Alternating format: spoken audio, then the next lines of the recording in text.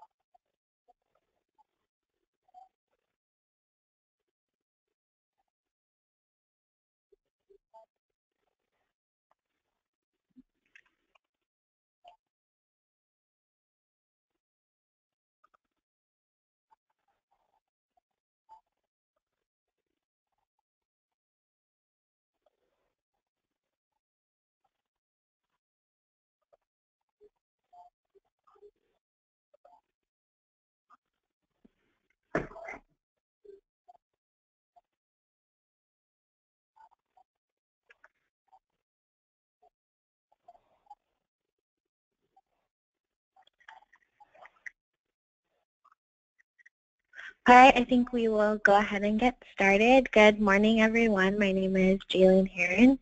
I'm a Wilma Mankiller Fellow with the National Congress of American Indians, and I will be your webinar administrator today.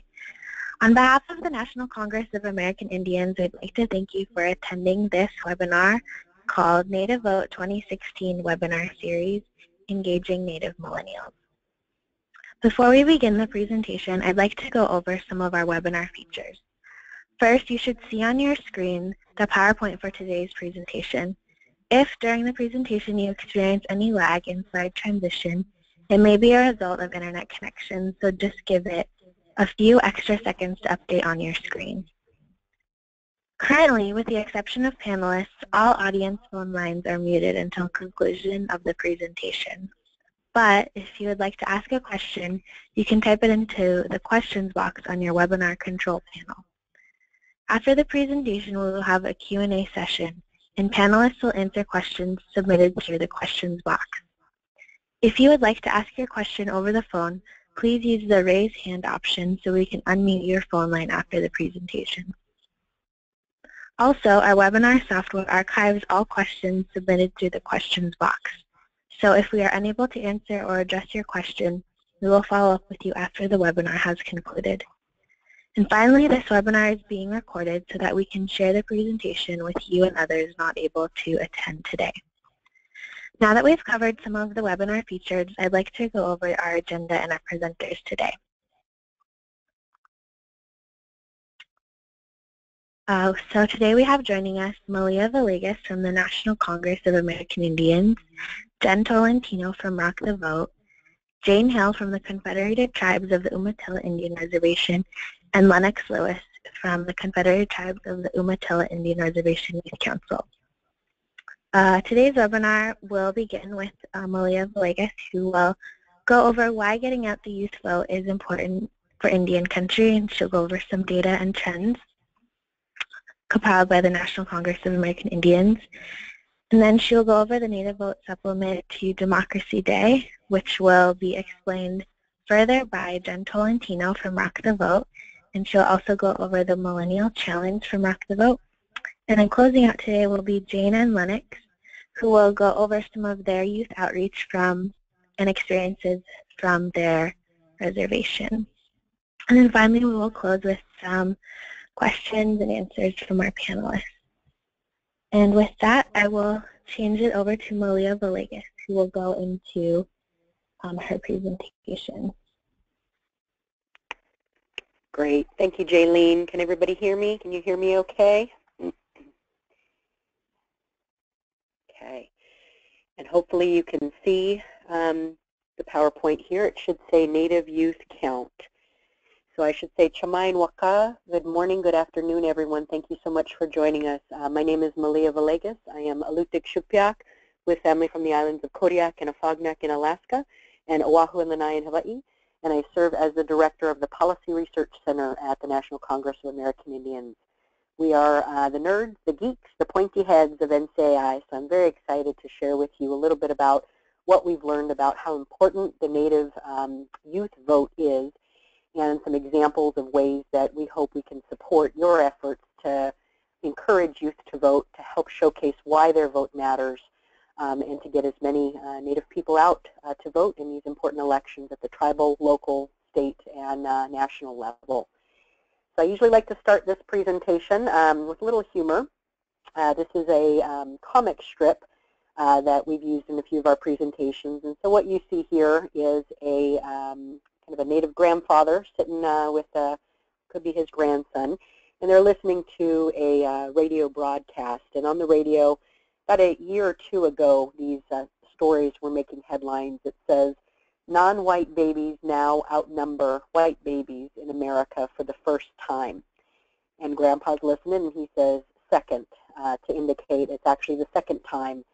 And we use this image to show, how erasure and not remembering and not acknowledging the role of First Nations and First Americans can really impact the stories that get told and how we get included in policy, how we get included in program, and how we can help make sure that the needs of our Native youth and families are served. And so for us, data really informs the stories that we can tell and the advocacy work to not only help address the needs, but to really celebrate the strengths of our communities and our young people. So just a little tongue-in-cheek humor there, but very real engagement.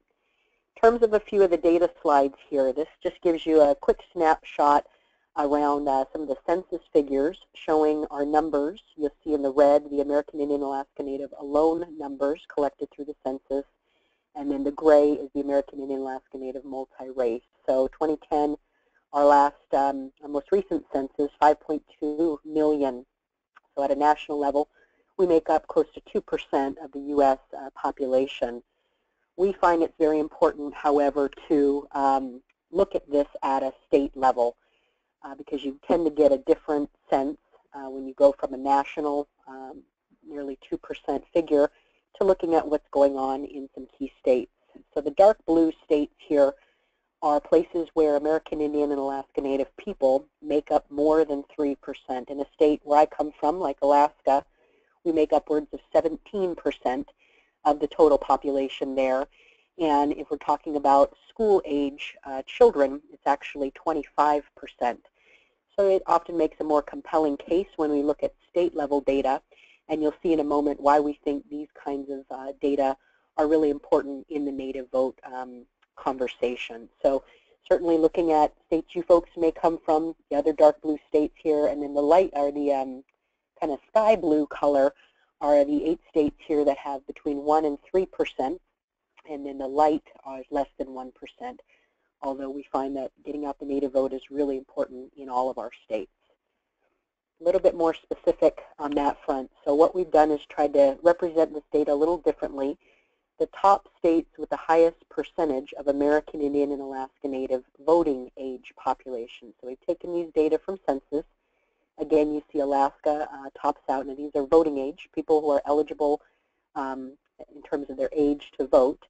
And you can see how it peaks down from Oklahoma, still very significant, 11%, New Mexico, 10%, South Dakota, Montana. So same data from the previous slide, just represented a little bit differently.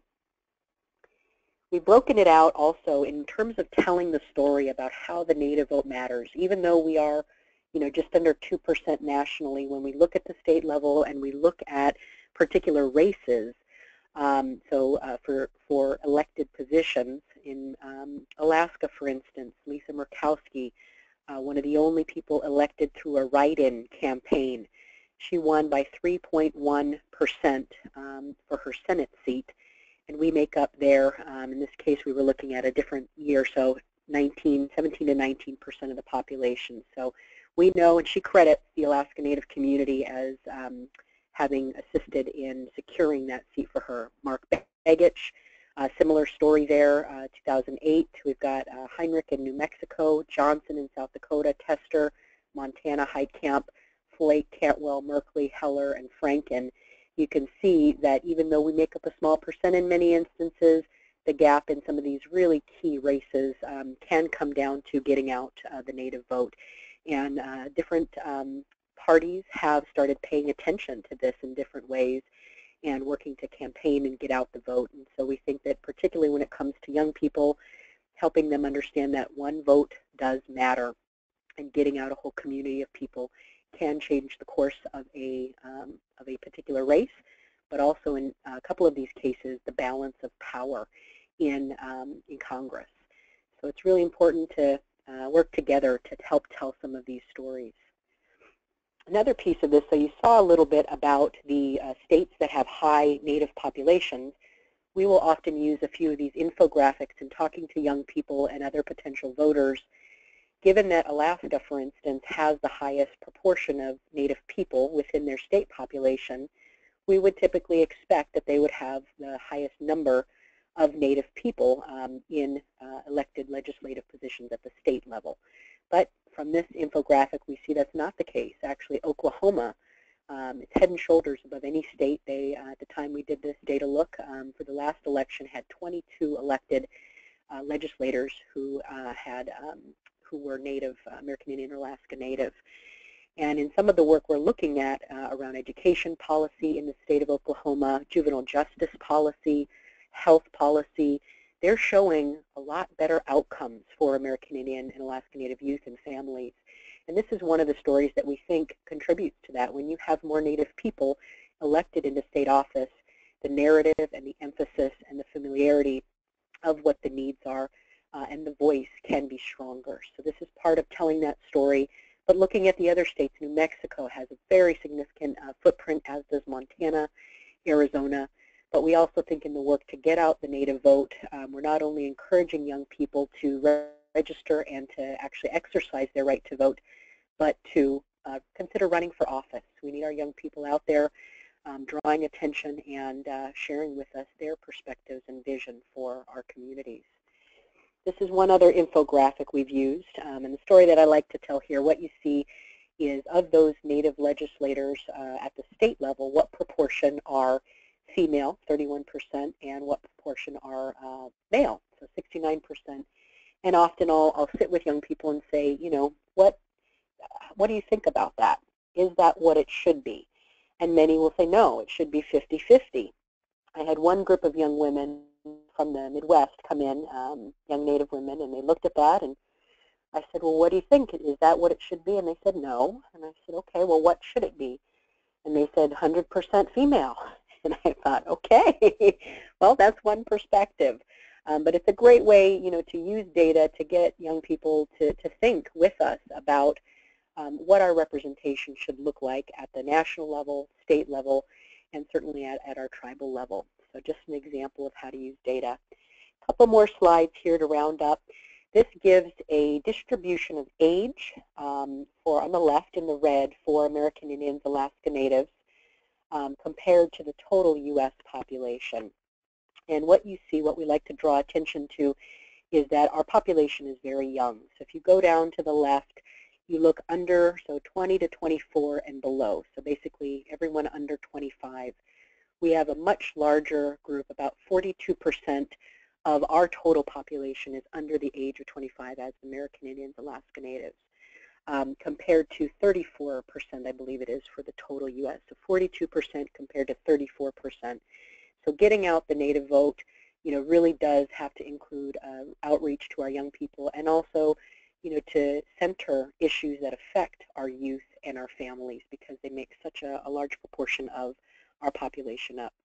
This is even more significant at the state level in some states. You look at South Dakota, which is what this pyramid shows, and it's over 50% of the Native population in the state is under the age of 25. So policies, you know, that deal with getting supports to Native youth and families are really significant at a state level. And these kinds of data, again, can help developed a story about how important it is to have young people engaged in elections. I know we'll talk a little bit about some mock elections and ways to do that, that schools are doing that in order to get youth to understand the process. And a lot of the research suggests when youth get excited about voting that they tend to bring their families along and encourage that across the board. So just a little bit of trivia. You'll see this in some of the tools that we're going to talk about today, but I've used this in a number of presentations about Native Vote. So I'll just ask you, in the American Indian Alaska Native community, broadly, who gets out to vote at the higher rate? So just think for a minute with me. Do you think it's men, or do you think it's women? Who tends to get out there, not only register, but exercise their right to vote? If we're looking at age, do you think it's the youth, 18 to 29, who get out in the American Indian Alaska Native community?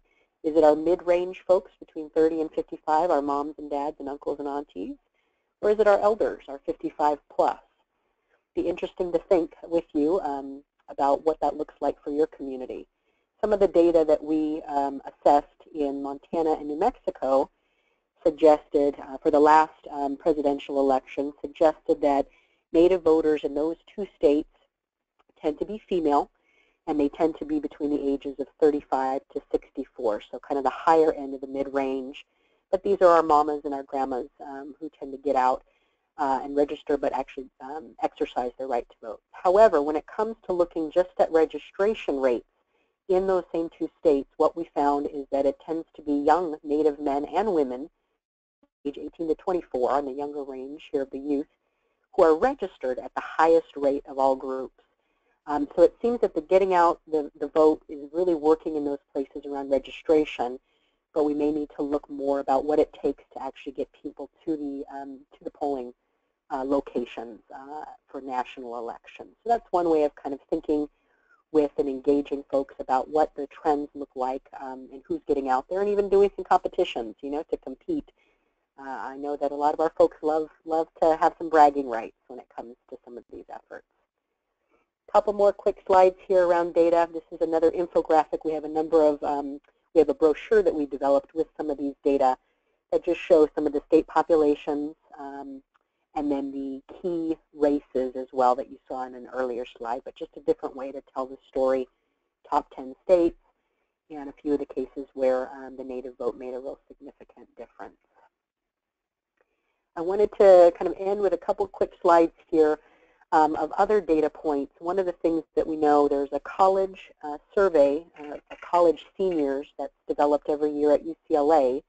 Unfortunately, they haven't published with newer data than 2008, but I wanted to show you what we do know from the latest election that we have data from presidential election. What you see on the left is that voting behavior in the 2008 presidential election for race and ethnicity. We are the second highest. American Indians, Alaska Natives have very high rates of voting behavior when compared to other groups, just behind the white group, 80.7 to 80.4. So we are engaging. Our youth in college age are really tracking and participating, and they also demonstrate second to highest level of civic awareness. There's a set of 6 survey items you see below in the asterisk that make up that category of civic awareness, that look at how students value political and social involvement as a personal goal. And our American Indian Alaska Native college seniors do report very high levels there. So we really are trying to tell that story about how engaged our youth already are, but how important it is to continue to engage them with Native vote efforts. Just a couple of things here, why we need to tell our own stories. We talk a little bit about the asterisk and being the asterisk nation. If you go into most federal reports and you have racial and ethnic data, often you will have, you see African American, Latino, and you get down to American Indian, Alaska Native, and there's often this little star there. It's not a good thing. It means that, according to the designers of the report, we were too small to be measured. They couldn't report our data with any statistical significance. So we're working on that. We find that that means our Native youth and families tend to be invisible in a lot of federal policy, or the kinds of narratives that are known, this kind of centerpiece, are not positive messages. They're negative images, and we at NCI have been working to really change the narrative on a variety of fronts, including our mascot work. But that's part of talking to young people, not just about the need to get out there on the day of voting, but how their vote and how their perspective can really make a difference. When they speak up, when they get engaged at any level in civic engagement, the stories that people understand and know about who we are can really change policy in some major ways. And then the equal sign is really just to get at the point that a lot of times with our racial and ethnic kind of partners, there's a push for equality or equity. And we often have to talk about the fact that we are absolutely looking for fair resources and treatment of our American Indian Alaska Native people, but we do have a little bit of a different political status, and so sometimes our needs and our strengths are going to look differently, and that's where we also need to engage Native youth. A couple of quick examples of how our storylines can change. We talk to what we hear in DC often is that if policymakers know anything about our youth, they tend to be one of four storylines, that our children are overweight and have high rates of diabetes, that they tend to drop out of school at high rates, that they tend to have high rates of substance abuse, and high rates of suicide. Obviously, there's so much more to our kids than these storylines, and so we're trying to subvert, address the needs, certainly, that are out there, but to really help share the stories in a broader and more real way. So, for instance, changing the narrative about diabetes to talk about food insecurity. It's not just about the behaviors of individuals. It's about access to safe and healthy food. That's a story that so many of our young people are passionate about, and we need to hear their voices there. The school dropout, that obscures conversations about push out and lure out around discipline. And so we've tried to shift that to talking about the school and foster care to prison pipeline. Needing our youth voices to help us frame those storylines. High rates of substance abuse, talking about the systems of health that we have and the disregard or ignoring of Native culture. So how do we get youth to talk with us about how they see the value of culture in their health? And then suicide, looking at treatment and mental health resources, and unfortunately a lot of the racism that still exists, and how we can address some of that. So this is just a quick example of how engaging youth isn't just about getting folks out to the polls, which is critical, but it's about listening in different ways and helping to inform our work. This is a quick example of an infographic data institute that we had where we asked Native youth, we shared with them these storylines and said, we know that you're so much more than that. What are the stories you want to tell about Native youth? And this was one of the images they designed. It says 10 out of 10 Native youth want to learn their language, and it has a feather image. And then it says 3 out of 10 Native youth are taking the initiative to learn their language. What are you doing about it? Kind of a broken feather.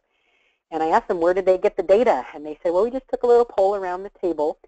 And what I took away from this conversation was how critical they're saying culture and language matters to them, but also how they're shining a light on what they're doing and their responsibility as young leaders in these conversations. So just to give you another example about how you can shape some workshops or sessions with Native youth to engage data and to think with them about what their roles could be around civic engagement. So I'll finish with 2 last slides here. So that gives you a little bit, hopefully, about the trends. Happy to share some of these. Like I said, we already have some materials and brochures with several of these infographics that we'd be happy to share with you and send some links out as well.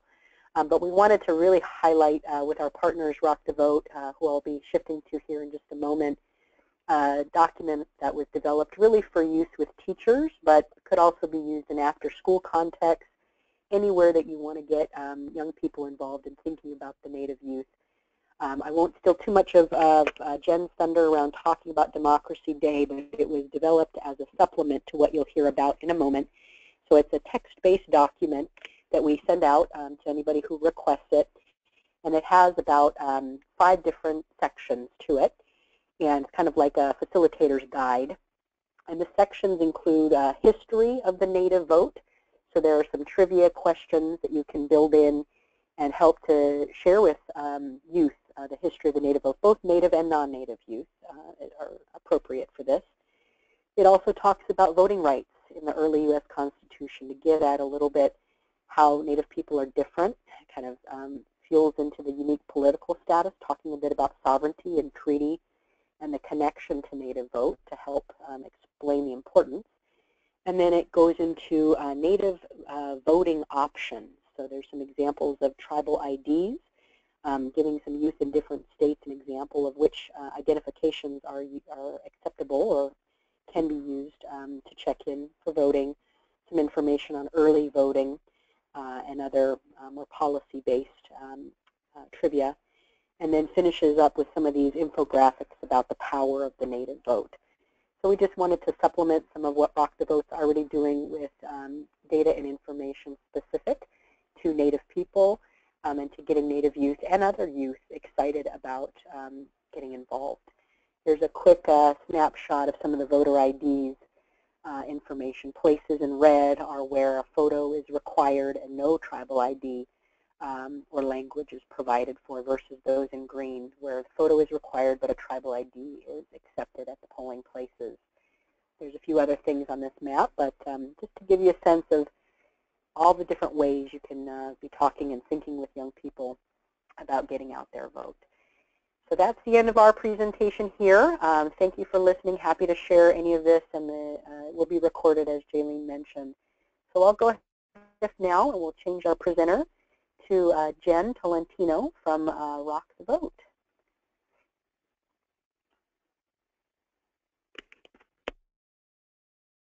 Hi, everyone. Let me get this started. Can everybody see my presentation?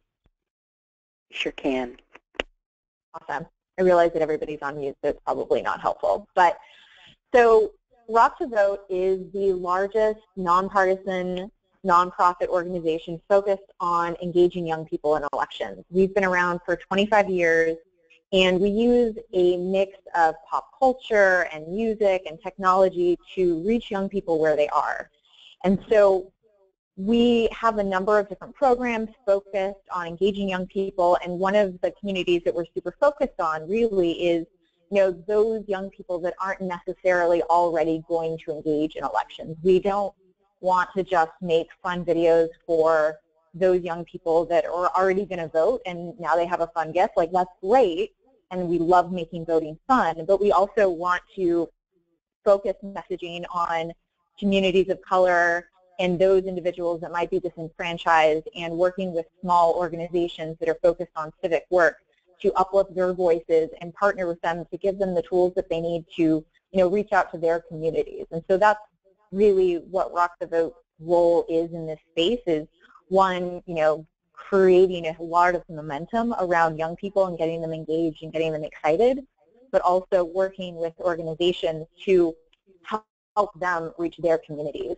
So with that, I'm going to go over a few programs that might be interesting to you guys. We have Democracy Class, it was already sort of alluded to, Millennial Polling, our online voter registration tool, and Corporate Civic Responsibility.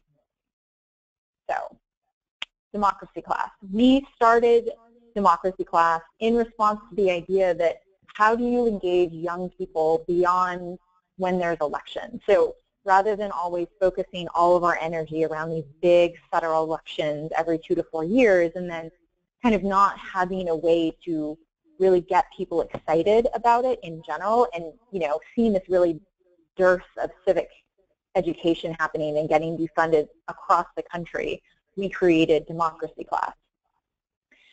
So Democracy Class has typically been taught and studied on Democracy Day, which is March 23rd.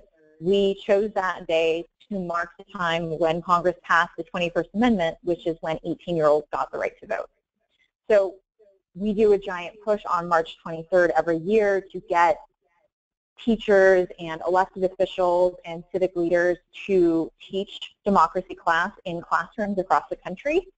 However, it's one of those things that, you know, it's not necessarily always the best timing for educators, or within the school year. It can be right before testing. And so one of the things we recommend is, you know, using it whenever it actually works out. In California, they actually use the last 2 weeks in April as, you know, a focus on civics. So there's a really big push around engaging high school students of what this is and how to participate in elections and what that means and why it's so important.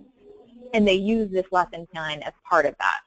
And I love that NCAI has done a Native-specific supplement, which I'm really excited, and I think it's so, so important. And we are committed to trying to figure out how we can modify our video. We have a history of voting video that is part of the lesson plan, but we certainly want to make it a little bit more inclusive. Funding is challenging and it's difficult to edit things like that, but that's something that we're very committed to figuring out what that makes sense to do and how can we use all of the diverse voices in this space and make sure that, you know, when we talk about democracy class and when we're teaching our young people about participation, that it's something that speaks to every single one of them. So since democracy class started, it's been taught in over 3,000 schools in all 50 states. This most recent Democracy Day, we had the Secretary of State in Oregon reach out, and she actually taught democracy class in a prison. So I thought that was a really interesting way to go about approaching, like, you know, these are individuals that are currently unable to cast a ballot, but, you know, according to Oregon law, they will eventually regain the right to vote. And so finding places where individuals may never have understood what civics and elections and how that can impact them, using this sort of fun, interactive lesson plan wherever it sort of makes sense, to sort of as a teachable moment, is something that we really promote. Okay, so next is our millennial polling project. We're doing this in partnership with USA Today. One of the biggest things that we've noticed is that even making the information available for young people about how to vote and they understand the importance and, you know, how to cast a ballot and they're registered, you have to get candidates to speak to the issues that matter to young people. You have to make the things that are on the ballot important to them, and you have to make those connections. And so one of the things that we've done is working with USA Today is we are doing 4 polls this entire year between January and the November election that, you know, figures out what millennials care about and then pushing that into the public space so that candidates are addressing those issues, that the people that are on their ballot speak to what matters to young people and get young people excited and make them, you know, responsive to them as a constituent, because the millennial generation is now the largest and most diverse in this country. So we did our first poll in January, and we just had our second poll come out in March. One of the interesting and really exciting things that we saw was that, you know, we now have 76% of millennials saying that they are planning to participate in the 2016 election, and that's up 16% from January. And then we asked them about, you know, how much thought they've given to the 2016 election, and a fair amount of them, like, have given a lot of attention, a lot of thought to it. Some much, but overall, millennials are thinking about elections, planning to participate. And another really strong takeaway is that 75% of young people think voting is a way to have an impact on the issues that they care about. So using that idea, young people aren't not voting because they don't think it matters. They aren't voting because, you know, they don't really care. I think using this momentum of, like, they see voting as a mechanism for change and that they intend to participate is hopefully going to drive more candidates to pay attention to what young people care about. And so we dove a little bit deeper into what young people do care about right now. The overall trend is the economy. I think that that speaks to a lot of the fact that young people don't have the same job security that their parents likely had. A number of them likely graduated into a huge amount of student debt and very little prospects for a good job. Or they're in school and they don't really see that happening for themselves. Education, obviously, student debt, not being able to pay for it. How does that pipeline make sense? Healthcare, civil rights, foreign policy. And this is something that we're tracking across all 4 panels, all 4 surveys that we're doing to kind of see what different areas are resonating with young people, if different things pop up, and how we can make sure that those issues are inserted into the public conversation, specifically speaking to how the economy will impact young people, how education impacts young people, not just the economy in general, but speaking to millennials. Next, we have an online voter registration platform, which is a free registration tool that's open to any civic organization or corporation or candidate that wants to register voters, basically. One of the things that we found is that, you know, doing registration drives, if somebody's on the list, then they're the ones that get the calls from the candidates. The campaigns actually pay attention to what they're saying because now they're identified as a likely voter, in addition to actually being able to vote. And so it's a really important first step for a lot of young people to understand that when they have to register, what does that mean? How does that work? And so Rock the Vote's developed a really simple tool that, you know, is available in 13 different languages. It's mobile friendly. We can set up a text queue. It can be placed on any website. So it's a really simple way for young people to get engaged, informed, and registered to vote. So we've worked with the Native Vote folks to create a special tool just for them, which looks like this. And essentially, you can put this button on your website, and it directly links to this tool. So it's a really simple thing to place on your website. You don't have to really worry about it. The Native Vote folks have already taken care of everything. Everything's on the back end. And that also, you as a civic organization get access to all of the user data. So not only are you registering your constituents, you're also being able to follow up, being able to send them information on, like, this issue is really important and this is why. Don't forget to vote. Here's why. This is something that's popping up, or, you know, donate to us. We have an event. So all of this information, you register them to vote, you get them excited about it, and then you're able to track them and make sure that they remain a part of your community. And then lastly, I wanted to talk about our corporate civic responsibility program. This is specifically focused on how do we reach young people where they are. We recognize that not all young people are immediately going to think, you know, there's an election coming up, and where do I go to find that information? We're going to go to Rock the Vote, or I'm going to go to state, you know, my state election official. They might not even know that there's an election coming up to look for information. And so we have started a corporate civic responsibility program that is focused on, you know, companies that young people find to be fun, that they use a lot, that they are familiar with, and leveraging them to reach young people, push information out to them, let them know that there's an election coming up, get them registered to vote. So one of the really recent and fun ways that we did this is we partnered with Tinder to do Swipe to Vote. So, you know, if you're on Tinder and you're looking for a match, you can also look for your political match. Swipe right, swipe left on various issues. They match you with a political candidate, and then make sure you're registered to vote. So that's just sort of one of the ways that Rock the Vote is trying to leverage technology and pop culture to make voting relevant, make voting fun, and try to reach young people wherever they are. So that's my contact information. I'm happy to talk to anybody about any of our resources or any ideas that you have, so please feel free to reach out anytime. So I will pass it back now. Awesome. Thank you, Jen.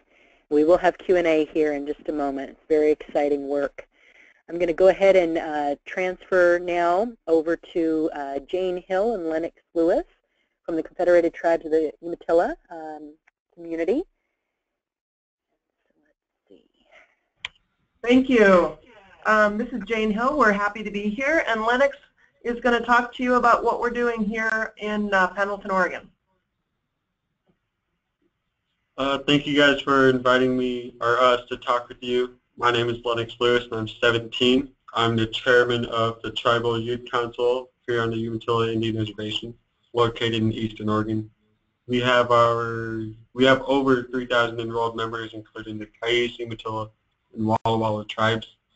Here in Oregon, we vote by mail, and we were the first state to enact the motor voter law, which means every time a person gets a driver's license or goes into DMV to renew a license, they are automatically registered to vote. Over 34,000 new voters have been registered through this motor voter since it went into effect on January 1st, 2016. We thought that was pretty cool, but we knew for this year's election we needed to do our own registration efforts to turn out native vote because motor voter wouldn't capture everyone for a number of years. So the legislative manager for the tribe came to youth council to get us interested in voter registration. Our youth council, which includes students ranging from 6th to 12th grade, we got really excited about the project. So today I wanted to tell you how our staff identified who is registered to vote, what the youth council and the administration did to encourage voter registration, what we plan to do leading up to the November election, and finally I'll show you our video that got over 1,400 views on Facebook in a week, thanks to the help of NCAI and the Native Vote. Well, let's start with the Native Voter Registration Analysis. Our staff wanted to know what percentage of our tribal members living in Oregon are registered to vote, so she contacted the county elections office and requested the list of all registered voters in the county. This is a simple request and costed us about $25 to get it in a Excel format. Then she worked with our enrollment office to cross-reference the list of all registered voters with all tribal members that are over 18. This resulted in two useful products. First, we now have a list of names of exactly who is and who is not registered. And secondly, staff was able to do city-by-city percentages so we can compare this baseline to who's registered after the primary and leading into the general. This will help us see exactly how our voter registration efforts paid off. Here's what we did to get people registered. After all of our data was collected, the staff decided one of the best vehicles to inspire members to get registered and demonstrate their powers to hear the message coming from the youth. But first, the staff wrote an article for the tribe's monthly paper called the Confederated Umatilla Journal. The article featured a photo of me registering for the first time, quotes from the executive director of NCAI, and one of our elected board of trustees members. Just before that article ran, the youth council met to talk about why it's important to register and how it's done. In Oregon, you can register with a paper, card, or online. What we did is we made a plan. We didn't have a lot of time, and we wanted our goal to be achievable.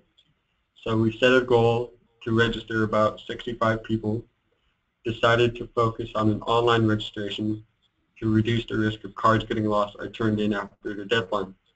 We trained our students on how to go through the online registration process. The adults, they are registering. We produced a video by ourselves and posted it on Facebook. We shared it with NCAI and Native Vote, and they shared it on their Facebook too. We contacted family members, friends, and neighbors, and each youth council member is responsible to register at least 3 people. Also, for the first time, the executive director of the Confederated Tribes sent an email to all employees, which is approximately over 550, encouraging them to register. The email included the link to register online and the video that we produced. We know that a lot of people registered after getting this email, and our students have 6 more days to meet our goal before registration deadline. What will we do next? After the Oregon primary on May 17th, our staff will order a new voter registration list. The county and cross-reference that with our tribal list. That should tell us how we did and give us a new target of people to register before the November election. We are talking about a lot of different ways to reach out to people who are not registered after May. We might do a phone bank, letters, and more media coverage and social media to keep the issue. So what you're seeing is the video without audio. It is featuring middle school kids and a high school student from our youth council. Thanks so much for inviting us to tell you what we are doing to rock the vote. You can find the video on Facebook pages or NCAI, Native Vote, our own page, C2R Youth Council. So thank you guys again. Phenomenal, phenomenal. I mean, how inspiring. Thank you so much, Lennox and Jane, for sharing your folks' work. It's so inspiring. Wonderful. Thanks for having us. Thank you. No worries. All right, so now I think we have about 15 minutes or so for Q&A.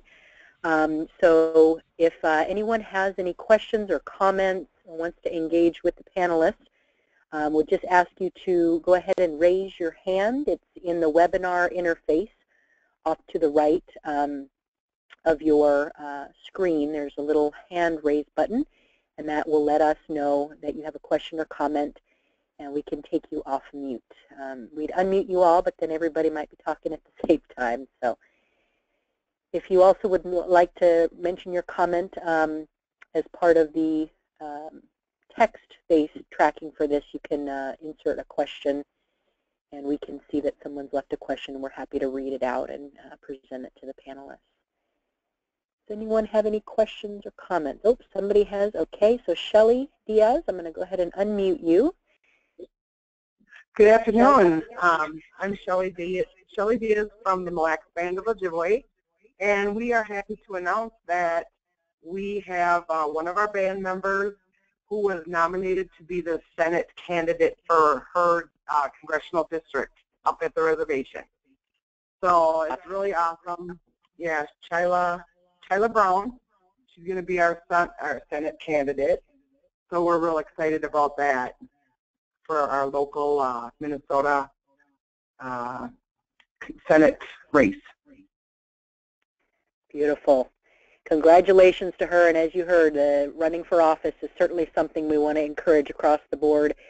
And we are looking, those of you who know in your region any Native candidates who are running, please do send us a note. Probably the best person to send that to so we can track, you see on the screen right now, Jay Heron at ncai.org. We're trying to track, so that's wonderful. You know, when I first heard about like the Native Council, NCAI, I thought there was a spot on the website where it was like trying to encourage Natives to run for office, and there was resources available. Excuse me, but I didn't really see anything when I looked last time unless I wasn't looking in the right area. Okay. Yeah, we have developed some tools. We can take a look. I'm not sure if they've been updated for this current election, but some of them may be useful even without having to be updated. So we can certainly follow up with you on that. Would you mind sharing your email address in the questions bar? Sure. So we can I sure will. Awesome. Yeah, I can do that. Yeah, great. This is a great time. I'm excited. All the youth around us are really engaging, and that just makes my heart warm. Wonderful. All right, and we did get another question from somebody about whether the PowerPoints would be available. We will be sending out to all those who registered on the webinar a link to this webinar following that then you can view the webinar itself, but we can ask the presenters if they would be willing to share their PowerPoints, and we can always attach that to the participant list once we have permission from them. So yes. All right, let's see. I think there's another question here. Oh, okay. No, you just put your contact information. All right. Again, if people have questions, you can either list them in the questions box or raise your hand on the screen, and we can unmute you.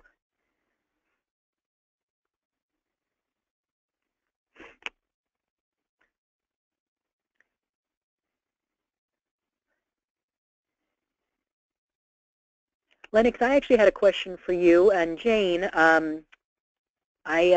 I just think what the state of Oregon has done is fabulous around, it sounded like once you register or you get your license, you're automatically registered there. I think in Alaska they have a ballot initiative for those who register for what's called the Permanent Dividend Fund, which is a piece that goes to all residents in Alaska, that you're also automatically registered, and I think they've modeled it after what you've done in Oregon. Have you folks been in touch with anybody in other states about other efforts? Do you know of any other efforts?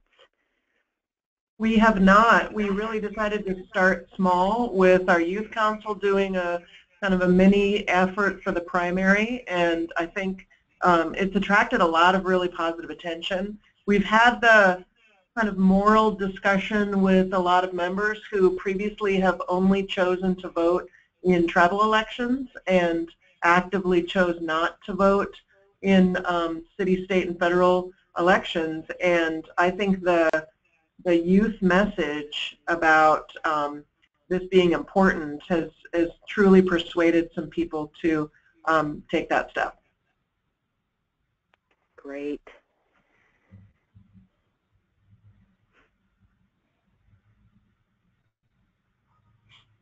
All right, and I've seen a few other comments in the questions bar just saying that it looks like Nez Perce is having their Native Vote meeting next week, so they'll be looking for the webinar link. So we did see that. I saw K7 on, so thanks folks for being on there. And then a few others had some questions about the state voices training that NCI does for Native Vote, and Jaylene is going to send that information out. We did a training last month on that, and so the link is available. Are there any other questions for panelists?